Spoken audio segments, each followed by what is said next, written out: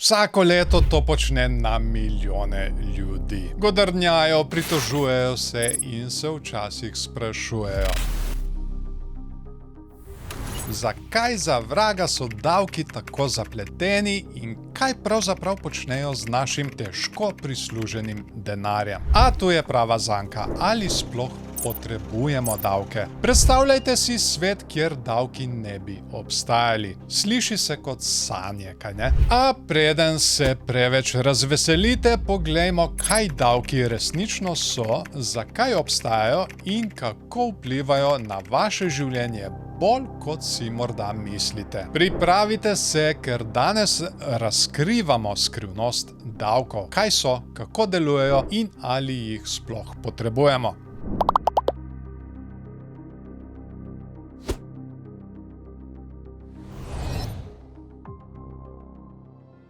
Začnimo z zgodbo. Nekoč v majhni vasi sta živela dva prijatelja, Janez in Matej, drug ob drugem. Nekega dne so roparji napadli njuni kmetiji. Janez, ki je bil močan, jih je pregnal, medtem ko Matej ni imel te sreče. Da bi se zaščitil v prihodnosti, je Matej sklenil dogovor z Janezom. Dal mu bo 10% svojega pridelka v zameno za zaščito. In tako je nastala oblika davka. Davki so v najpreprostejših besedah plačila posameznikov in podjetij vladi. Ta sredstva se nato uporabijo za zagotavljanje javnih storitev, kot so ceste, šole in zdravstveno varstvo. V naši zgodbi so davki v vasi omogočili, da je Janez najel več zaščitnikov, kar je zagotovilo varnost za vse. V resničnem svetu davki delujejo podobno. Financirajo storitve in infrastrukturo, ki omogočajo delovanje družbe. Brez davkov ne bi imeli številnih ključnih storitev, ki omogočajo sodobno življenje. Davki financirajo ceste, šole,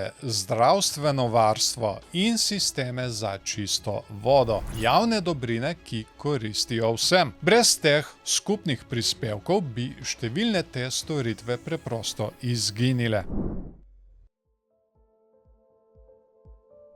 Davki so v različnih oblikah in velikostih. Najpogostejši so dohodnina, davek na prodajo in davek na premoženje. Kaj pa ti izrazi pravzaprav pomenijo? Dohodnina je tisto, kar plačate od denarja, ki ga zaslužite. Večina delavcev je s tem seznanjena. Na primer, v Evropi se dohodnina odšteje neposredno od vaše plače, da bi financirala nacionalno zdravstveno varstvo, infrastrukturo in socialne storitve. Davek na prodajo se doda k ceni blaga in storitev, ki jih kupite. V EU to pogosto prihaja v obliki davka na dodano vrednost, DDV, kar je odstotek cene, ki jo plačate za izdelke in storitve. To je način posrednega financiranja državnih izdatkov skozi vsakodnevne nakupe. Davek na premoženje temelji na vrednosti premoženja, ki ga imate, bodisi vašega doma ali zemljišča. Ti davki se običajno uporabljajo za financiranje lokalnih storitev, kot so šole, gasilske službe in javni parki. Poleg dohodnine in davka na prodajo evropske države nalagajo tudi trošarine na določene izdelke, kot so alkohol, tobak in gorivo. Ti davki ne le da ustvarjajo prihodek, ampak tudi odvračajo od pretirane porabe škodljivih izdelkov. Davki na onesnaževanje ali emisije ogljika se v Evropi vse bolj uporabljajo za reševanje okoljskih izzivov.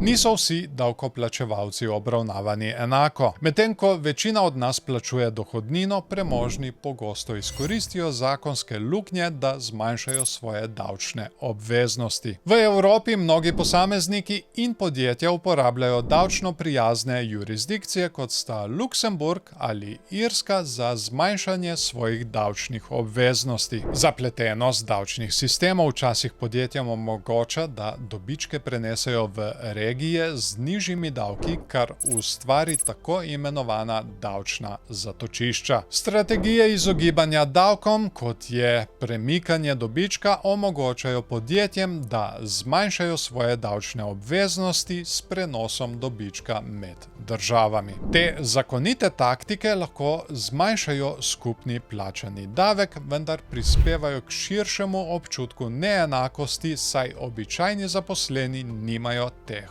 možnosti.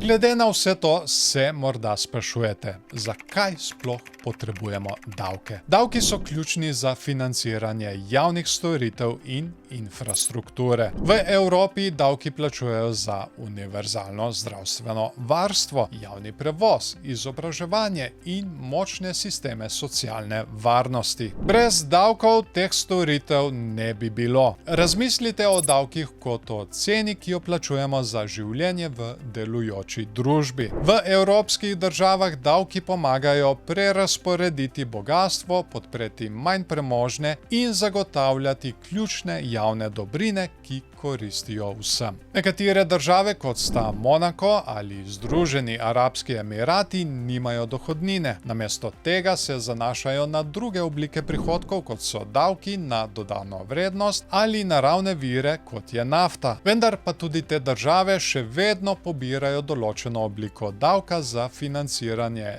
javnih storitev, kar dokazuje, da so davki v neki obliki nujni za vsako sodobno gospodarstvo. Ali res potrebujemo davke?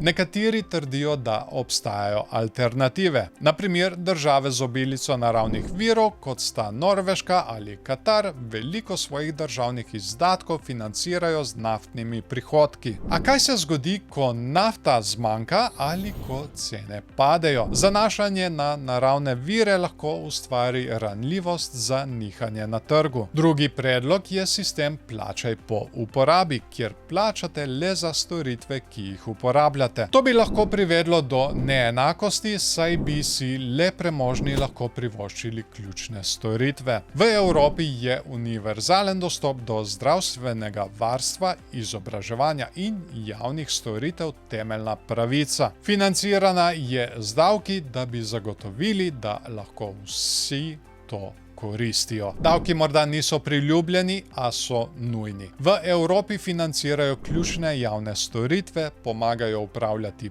prerazporeditev bogastva in ohranjajo stabilnost naših družb. Čeprav se davčni sistem lahko zdi zapleten, je razumevanje, kako delujejo davki in zakaj jih plačujemo, ključnega pomena za sodelovanje v razpravah o davčni politiki in pravičnosti. Torej, naslednjič, ko bo prišel davčni čas, se spomnite. Davki so več kot le račun, so prispevek k svetu, v katerem živimo. Ne pozabite se naročiti na kanal, da ne boste zamudili še več zanimivih videov. Pritisnite všeček in delite ta video s svojimi znanci. Se vidimo v naslednjem videu.